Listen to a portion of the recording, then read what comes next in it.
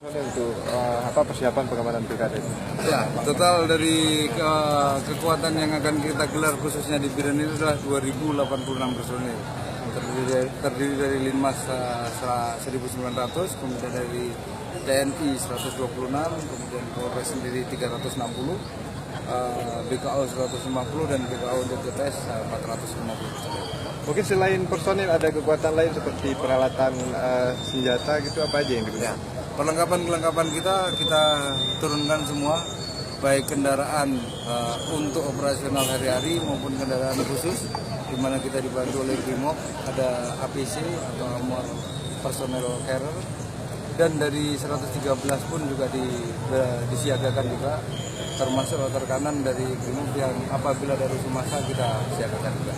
Ada di backup dari TNI juga? Ada, dari TNI, dari Kodim maupun 113 kita libatkan dalam pengamanan ini. Karena memang kita sinergi. Sementara ini kan udah mulai ini. Kalau ada seandainya ada laporan ini semacam intimidasi dan sebagainya, ini gimana? Harus dilaporkan ke Polres atau gimana? Betul.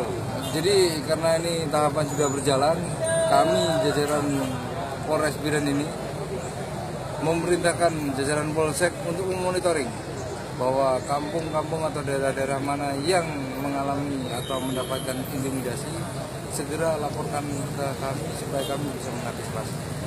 Kami dari Polres siap untuk menghadapi ini, siap untuk mengamankan ini, karena memang komitmen kita melancarkan, menjalankan pemilu kada mensukseskan ini adalah komitmen kami. Sementara ini kalau di dunia maya, di dunia nyata, ada juga sekarang kan banyak bermain, baik itu pengancaman maupun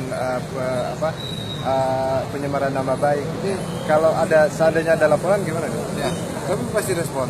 Memang selama ini belum ada laporan resmi ke pihak kepolisian, memang belum ada, karena memang selama ini juga belum berjalannya putaran kampanye ataupun putaran pilkada ini. Dari mulai penetapan kemarin, tahapan sudah berjalan dan ini akan kita laksanakan.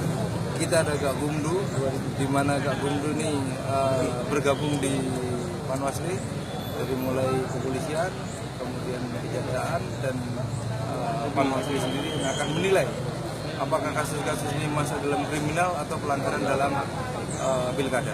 Ini akan kita tindak lanjuti. Oke, Del.